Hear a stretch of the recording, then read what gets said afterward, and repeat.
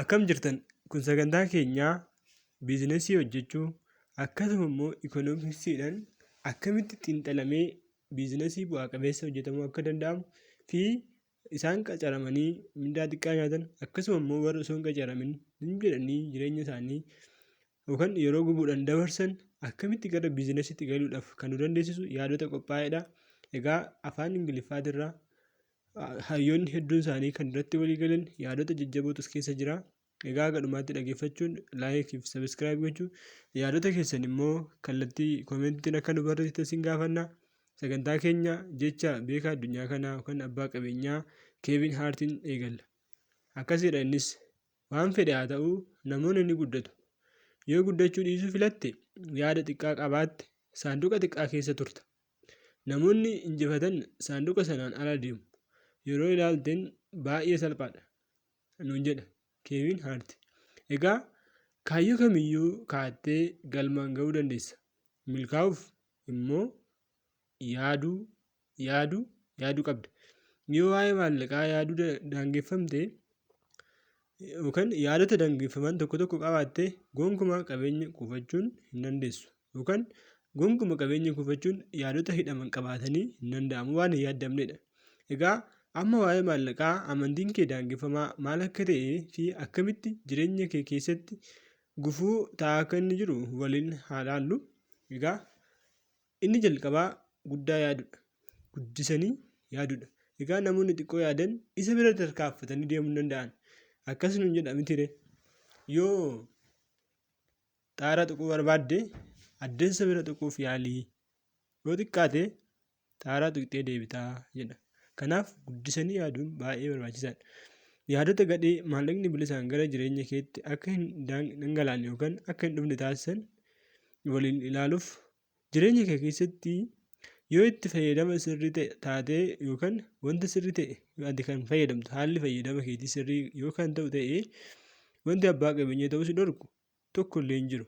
Jireenya keessatti wanta barbaaddu ijaan arguuf miira keessa kan ta'u dirqama yookaan ni dandeessa.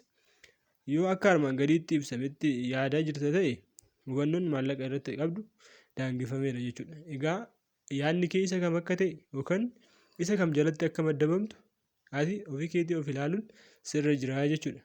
Egaa tokko yoo akkanatti yaadda ta'e yaadni kee maallaqaaf hubannoon ati maallaqaaf qabdu baay'ee daangeffamaadha. Kanaaf jijjiiruu akka qabdudha.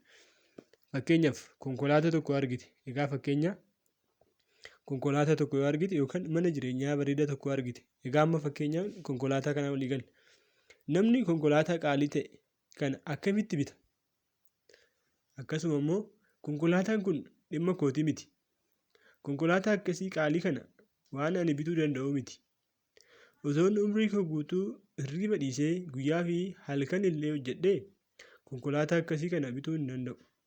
Egaa yaadota akkasii kana qabda yoo ta'e yaadni ati qabdu maallaqaaf baay'ee hidhamaadha waan ta'eef yoo iddoo yaadde sana bakka barbaadde sana yaada biizinasii hojjechuu sana bira gahuu hin dandeessu. Yoo waa'ee maallaqaa yaada gaarii qabaatte immoo akka armaan gadiitti yaadda. Fakkeenyaaf waaw kun konkolaataa ani baay'ee jaalladhudha. Keessaa isa tokkodha. Maallaqni waan argamuu danda'uuf yeroon konkolaataa sana bituu akka qabu qofa murteessuun qaba malee konkolaataa sun harka koo jira. Namni yaada akkanaa qabu fedha isaa hunda guutuuf dandeettii akka qabu mirkanaadha. Miira kee hubachuuf yaali. Yeroo haala sana irratti waan gaarii yaadde booda waan hawwitu argattu miirri waa'ee maallaqaa qabdu akkuma madda isaa wajjin wal simata ifa ta'a.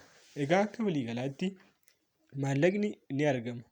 Maaliif yoo yaada guddaa qabaatte guddisanii yaaduu akkuma jennee maallaqni ni argama. Egaa fakkeenyaaf namoonni baay'een kan shawwadaman yookaan yeroo umrii isaanii guutuu kan dabarsan maallaqa xixiqqishuu guyyaa guyyaadhaan argamtuun egaa matsaafa kaashfiloo kwaadrant jedhu kan Rooberti Kiyosaakiin barreesse irratti maallaqni akka baala araadaa nama qabsiisutu jedha.